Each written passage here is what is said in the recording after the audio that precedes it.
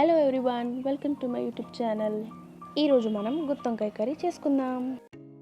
తయారు చేసే విధానం: స్టవ్ పైన ప్యాన్ పెట్టి అందులో నూనె ఇంకా ఉల్లిపాయలు వేసి ఫ్రై చేయాలి. ఆనియన్ కలర్ చేంజ్ అయ్యే వరకు ఫ్రై చేయాలి.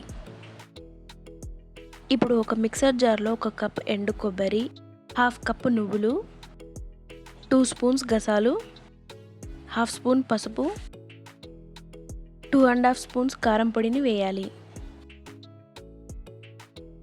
1 స్పూన్ గరం మసాలా, 1 స్పూన్ ధనియా పౌడర్, 1 స్పూన్ సాల్ట్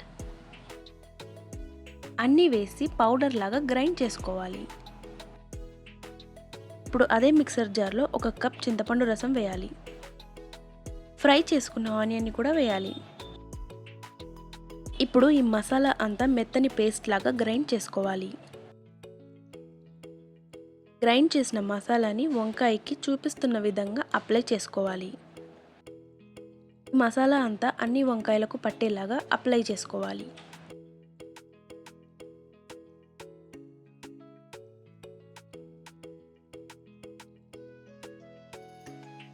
మసాలా అంతా వంకాయలకు పట్టించేసాము.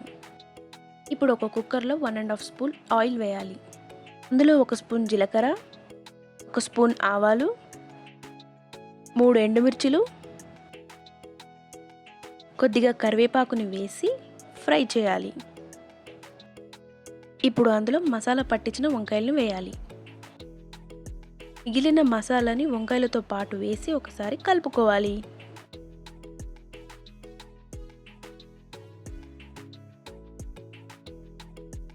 ఆయిల్ పైకి తేలేంత వరకు మధ్య మధ్యలో ఒక్కొక్కసారి కలుపుకోవాలి. ఇప్పుడు ఒక మూత పెట్టి 5 to 10 మినిట్స్ వరకు కుక్ చేయాలి. కర్రీని ఇంకొకసారి కలపాలి. ఇప్పుడు అందులో 1/2 గ్లాస్ వాటర్ని పోయాలి. మసాలా అంతా కలిసేలాగా కలుపుకోవాలి.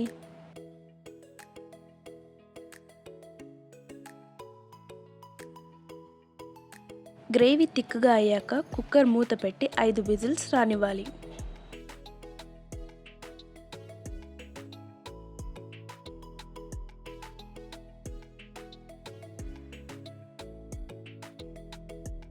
ఐదు విజిల్స్ అయ్యాక స్టవ్ ఆఫ్ చేసి కుక్కర్ మూత ఓపెన్ చేయాలి. కర్రీ పర్ఫెక్ట్గా ఉడికింది. చూసారుగా గుత్తొంకాయ కర్రీ ఎంత బాగుందో. మీరు కూడా ట్రై చేసి చెప్పండి. వీడియో నచ్చినట్లయితే don't forget to like, share and subscribe.